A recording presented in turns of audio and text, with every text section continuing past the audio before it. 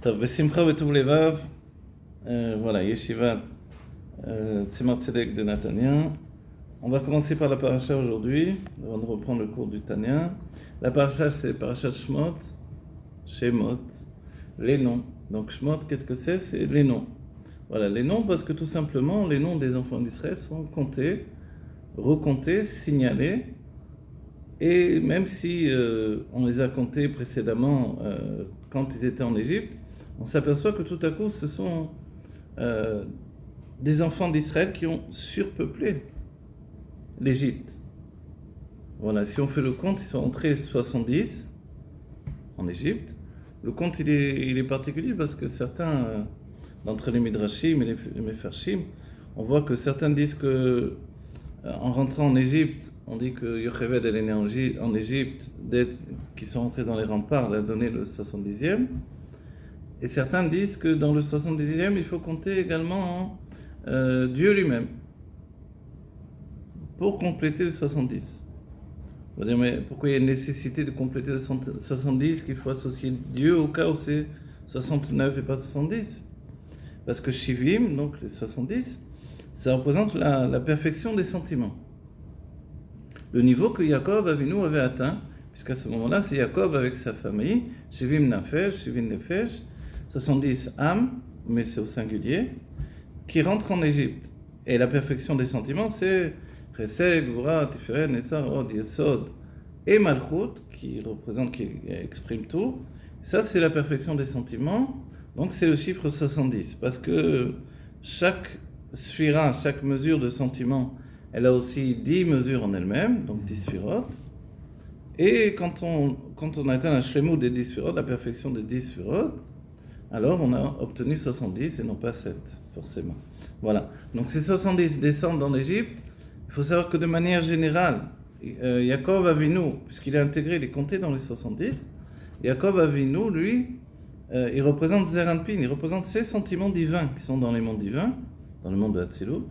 Donc en fait, quand il rentre avec sa perfection, il emporte avec lui cette famille de 70 en fait. Et c'est vraiment ça. Alors on va dire, mais Yaakov, est-ce que vraiment il est toute la structure? Alors ce qu'on dit, c'est que Yaakov il est Tiferet. Tiferet, c'est l'harmonie des sentiments. Donc en soi, c'est déjà 70.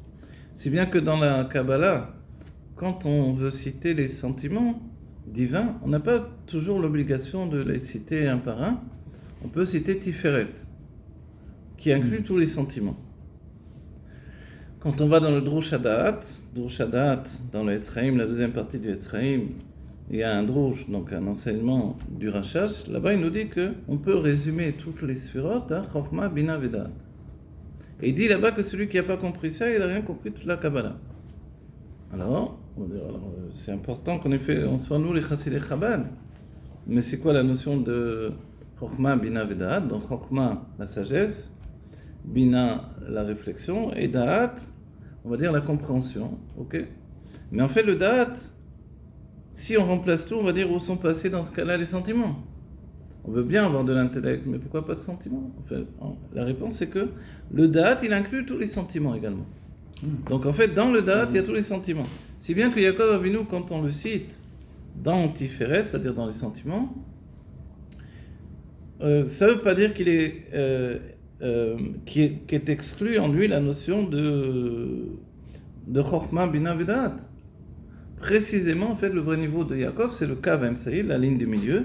Donc, effectivement, il vient du Da'at, il s'habille dans les sentiments, et puis il remonte au Da'at. Et c'est là où il est l'Irosh, Israël, où il a le niveau de l'intellect, en fait.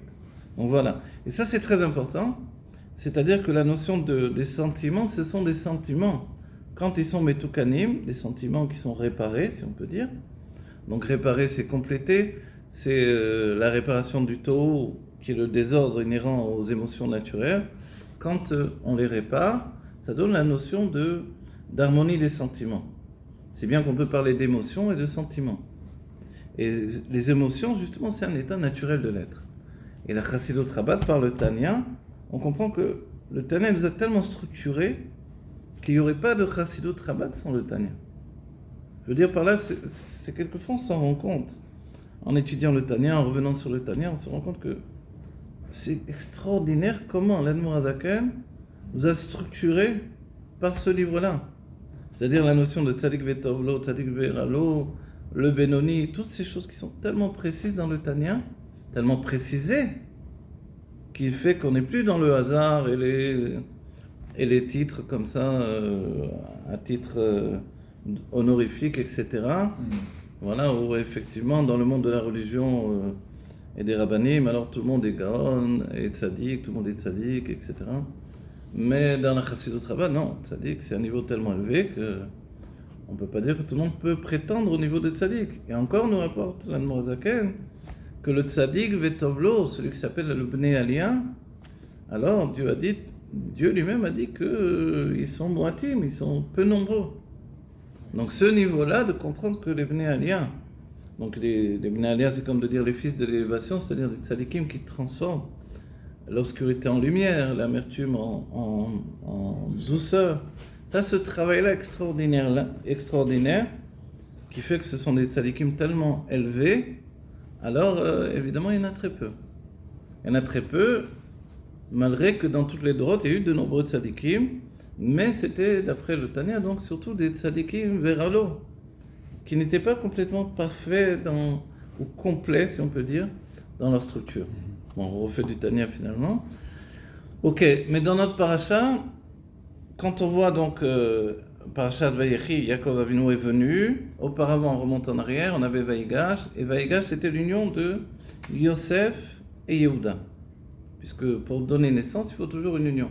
Yosef Yesod, Yehuda Malchut, donc masculin, féminin, même si ce n'est pas un homme et une femme, c'est une union spirituelle. Et c'est souligné dans le terme Bi Adoni. Yehuda, Vaïgash et la Yehuda. Yehuda va vers Yosef et lui dit Bi Adoni, en moi. C'est-à-dire, donne en moi tout le Shefa Eloki, inconsciemment, même s'il n'est pas vraiment totalement conscient de ce qu'il est en train de dire.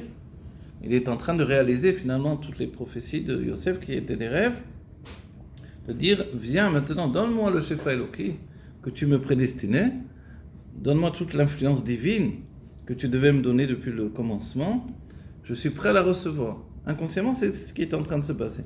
À ce moment-là, effectivement, il y a une union entre la source de tout ce qui est au-delà des mondes et la finalité de tout.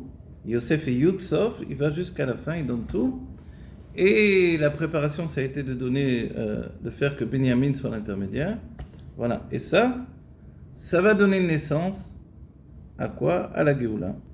Alors, quelle Géoula ça donne quand il y a l'union de Yosef et de Yehuda? La Géoula, on va dire, mais c'est pas la Géoula puisqu'on rentre en exil.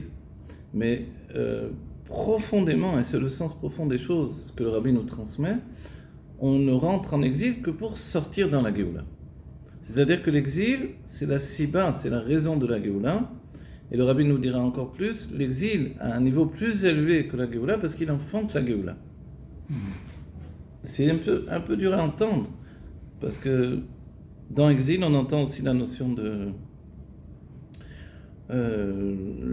souffrance, etc., tout ce qui a rapport à l'exil. Mais c'est vrai que dans ce premier exil, dans l'état de Yaakov Avinu et même les Shvatim, les tribus d'Israël, donc les enfants de Yaakov, à ce moment-là, il n'y avait pas encore vraiment la sensation douloureuse de l'exil. Il y avait la sensation, au contraire, d'un exil qui nous élevait, nous donnait de vivre bien, et ça a été vraiment les années les plus heureuses chez Yaakov Avinu. Voilà, dans la précision, effectivement, ce n'est pas simplement Yaakov qui atteint le niveau de date, mais également Yitzhak et également Avram Avinu. Tous deux ont atteint ce niveau de date. Le date, ça représente une perfection forcément. Et il représente aussi la faculté de monter d'un niveau à l'autre, d'un niveau le plus bas vers le niveau le plus haut, ou de faire descendre le niveau le plus haut vers le niveau le plus bas. Mais ce qui est particulier à Yaakov Avinu, c'est que c'est la première âme collective, Neshama Klalit, âme générale, depuis le premier homme. Et ensuite, on retrouvera ce niveau dans Moshe Rabbeinu. Donc notre paracha, finalement, elle va nous entraîner à la suite de Moshe Rabbeinu. Donc la paracha commence, le décor est planté, on est en Égypte. Une fois que les Shvatim vont retourner dans la lumière divine, voilà, ils vont aller dormir en attendant la Géoula, pendant ce temps, ça se dégrade dans l'Égypte. Pourquoi ça se dégrade? Parce que de manière miraculeuse, le peuple juif s'est Voilà, vraiment, d'une famille, on est passé à un peuple. Pharaon a accueilli une famille, on va dire. D'une famine sont passés à l'abondance, justement. Donc, l'abondance est venue par Yaakov Avinu qui est descendu en Égypte. Ça, c'est le date qui descend. Du coup, il n'y avait plus de famine, et la famille est arrivée, ok, et elle est devenue un peuple. Or, Pharaon n'était pas prêt à accepter un peuple en plus de son peuple. Il a donné d'une certaine manière une terre, la terre de Goshen, pour la famille de Yaakov Avinu, 70 âmes, mais il n'a pas donné à un peuple entier. Or, en peu de temps, ils se sont multipliés de manière miraculeuse. Ok. Donc maintenant, évidemment, l'exil commence quand finalement Paro a peur que ce peuple-là, qui vit au sein même, en retrait, mais au sein même de l'Égypte, se mette du côté de l'ennemi qui peut attaquer l'Égypte et faire pencher la balance du côté de l'ennemi et pas forcément du côté de Pharaon. C'est une question, est-ce que vraiment le peuple juif aurait pu faire ça ou non? En fait, on a vu souvent que non. Par exemple, quand il y a eu l'attaque de Napoléon en Russie, l'Admorazaken s'est mis du côté du tsar. Alors qu'on ne peut pas dire que forcément que le tsar était du côté des juifs. Mais dans la conscience du peuple juif, ça a été toujours de donner du kavod au roi en situation, en place, parce qu'il est le représentant du pouvoir, de la royauté de Dieu sur la terre.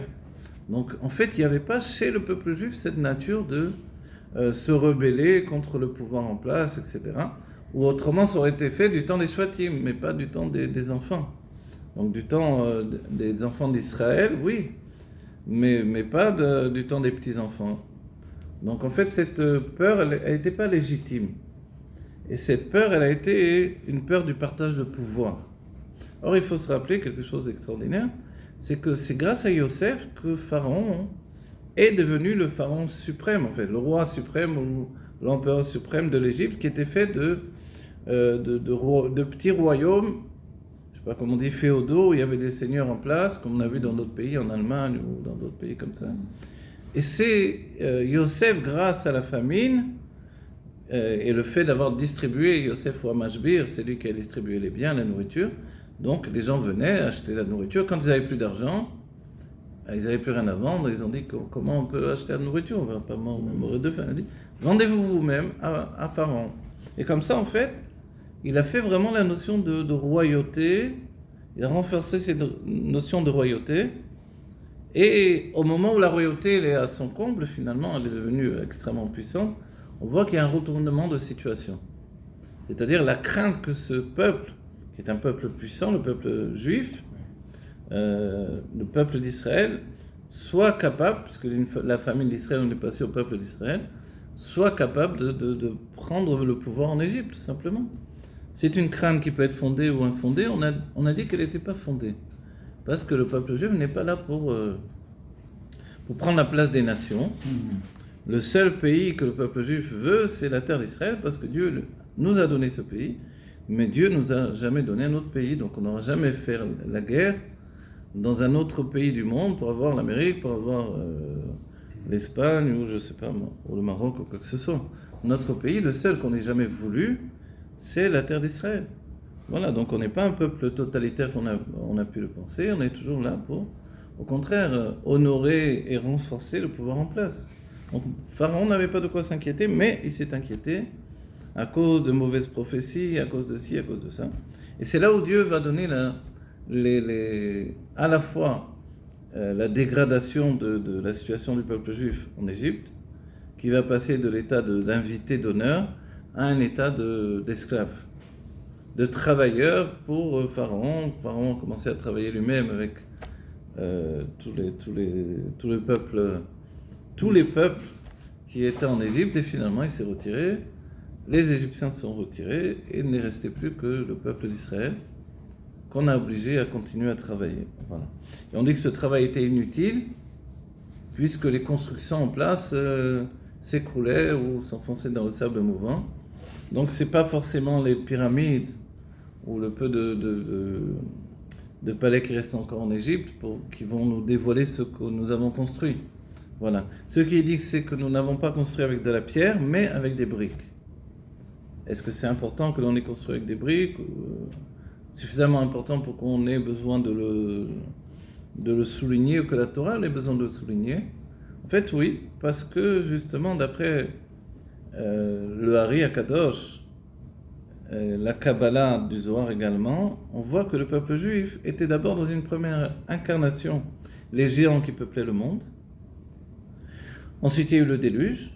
Il faut savoir que auparavant, quand ils étaient ces géants qui peuplaient le monde, ils étaient dans un plaisir absolu qui faisait qu'ils avaient un corps géant. C'est-à-dire le corps était le moyen d'exprimer également l'âme, qui était une âme de Ta'anoug. Voilà, ce qui est important de comprendre, c'est le fait que quand on se retrouve à faire des pyramides ou faire des palais pour Paro, dans Pithom et Ramsès, on va dire, c'est pas parce que tout à coup il y a une envie de Dieu qu'on fasse ce travail-là pour le peuple juif. C'est ça le peuple juif, c'est une préparation à faire les mitzvot. En fait, oui. Mais dans quel sens c'est une préparation? C'est d'abord une réparation. Et là, donc le Zohar et la Kabbalah du Hari nous expliquent qu'en fait, il y a cette notion où on a fauté précédemment, quand? À l'époque de la tour de Babel. On s'était déjà révolté à l'époque des géants, donc il y a eu le déluge, mais la tour de Babel, quand on a retrouvé la sagesse des premières générations avec l'utilisation des noms divins, parce que tout le monde parlait encore l'hébreu, donc c'était possible, l'hébreu de la Shona Kodesh, donc c'est la langue sainte qui a créé le monde. Donc en fait, là-bas on a fait une tour avec des briques. Des briques, on va dire, c'est quoi des briques? Pas des briques comme on entend aujourd'hui, c'est-à-dire de l'argile et de l'eau. De l'argile et de l'eau, ça nous rappelle Adam Arishon. Oui. Le fait que son corps est fait d'argile et d'eau, et ensuite Dieu insuffle, donc le souffle divin, il lui donne vie, etc.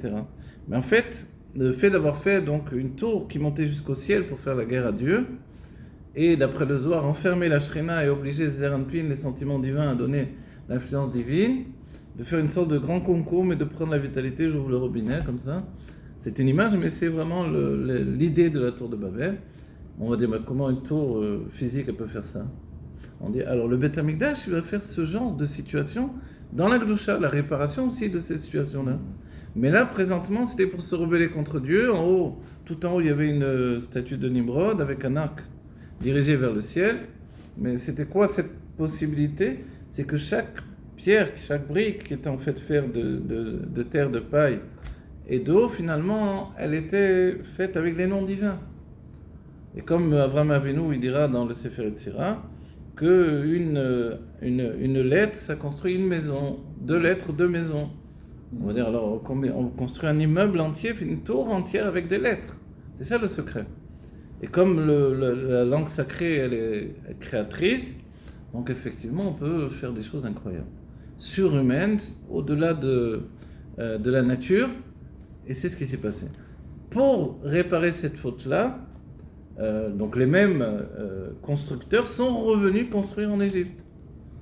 Et c'était le peuple juif qui est revenu, qui s'est réincarné. Pourquoi le peuple juif qui avait fait cette rébellion contre Dieu, mais c'était pas le peuple juif comme on l'entend nous, c'était pas encore le peuple juif, mais cette humanité qui venait du premier homme, de Adam Arishon, donc qui était au départ surtout une humanité avec des âmes divines, alors elle devait maintenant réparer la chose, et la réparation s'est faite en Égypte. Et la conclusion, c'est qu'ensuite on verra que seulement 1/5 du peuple juif va sortir d'Égypte. Oui. Voilà, parce que finalement, en construisant ces palais, ces tours, etc., on construisait notre corps de juif. Notre corps était en train de se faire. C'était à la fois une réparation et une préparation à la sortie d'Égypte, où toutes les âmes vont sortir dans les corps qui vont sortir, les 600 000 juifs qui vont sortir, qui sont des âmes générales, Shishim Ribo, et ces âmes générales vont donner la naissance de tout le peuple juif. Alors pourquoi 1/5 seulement est sorti d'Égypte, et non pas tout le peuple juif qui était là, tous les enfants d'Israël?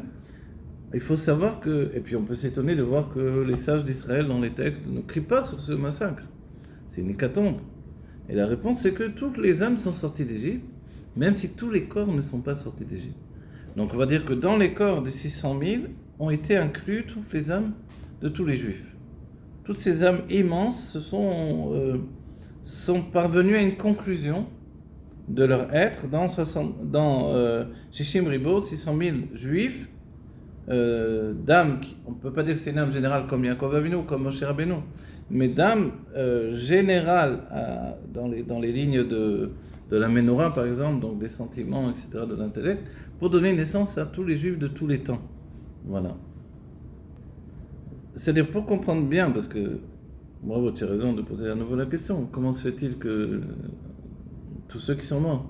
La réponse, c'est que, en fait, la réparation, la construction, elle était là pour donner naissance à un peuple. Alors, c'est vrai qu'on repousse l'idée du terme le peuple élu, mais le peuple choisi, c'est le vrai terme en hébreu. Ok? Si c'est le peuple choisi, on peut entendre choisi d'après les peuples de la terre.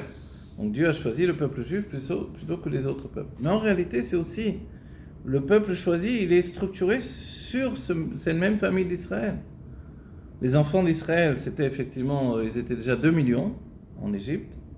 Et tout à coup, Dieu les a choisis. Il les a choisis et il choisit finalement un groupe.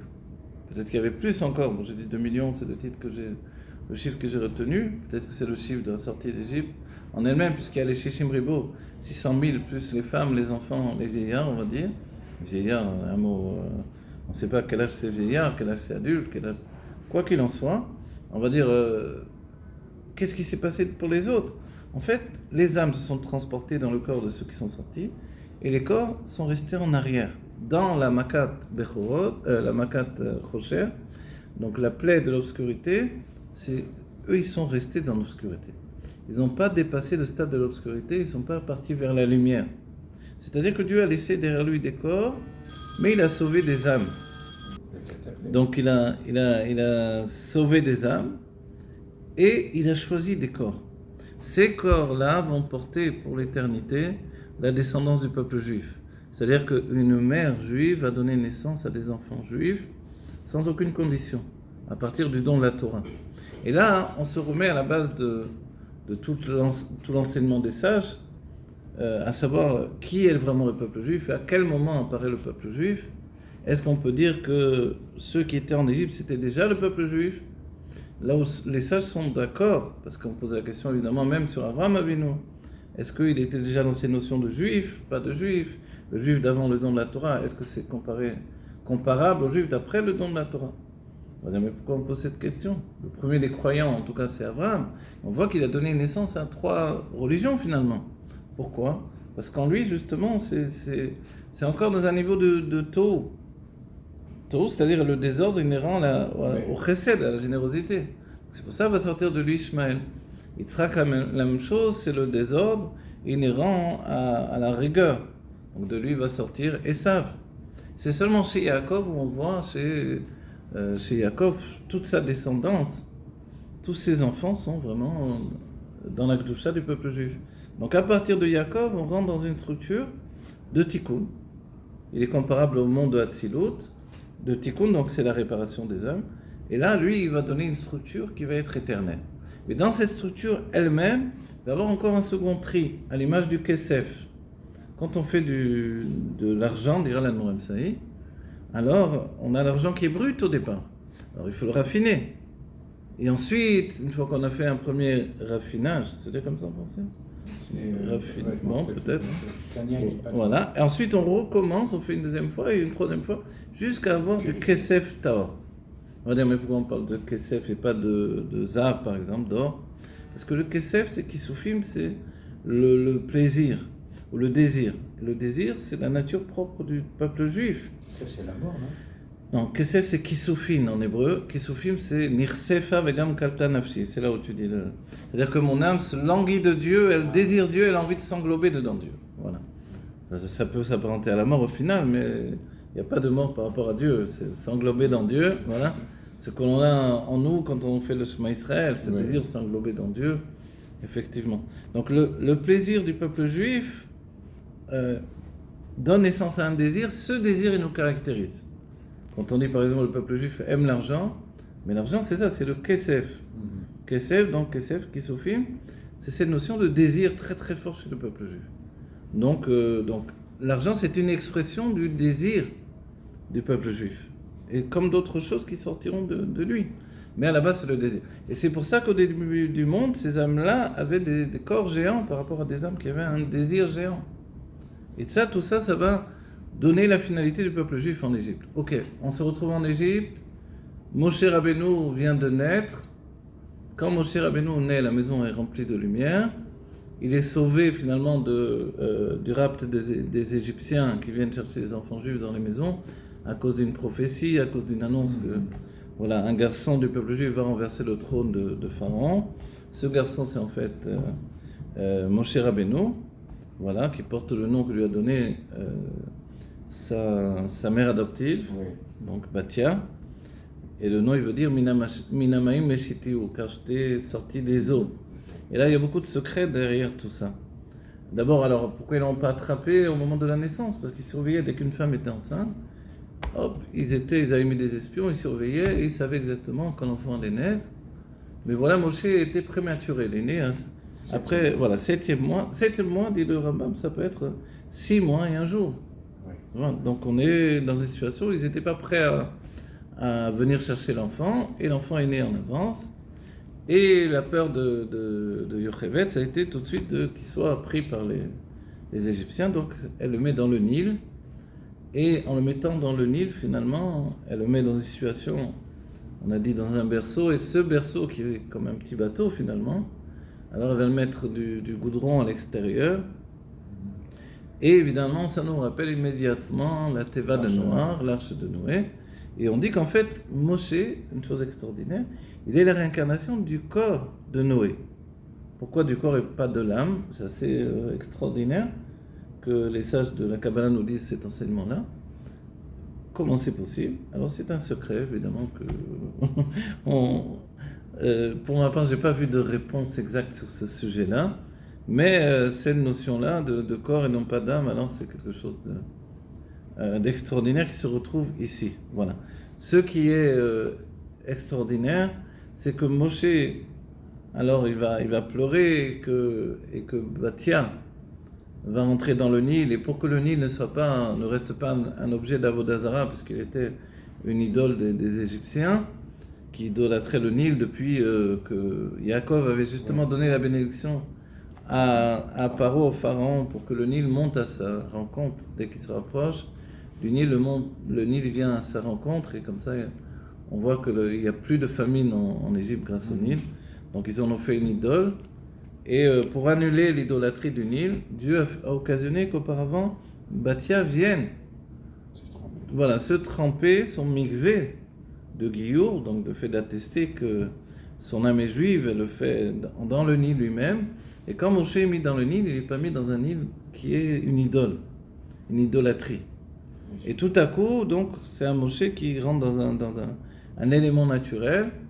Et là, Moshe va pleurer, elle va l'entendre, et le Rashi nous dira que sa main va s'allonger pour aller le prendre, ou alors qu'elle a envoyé ses servantes de Pirushim.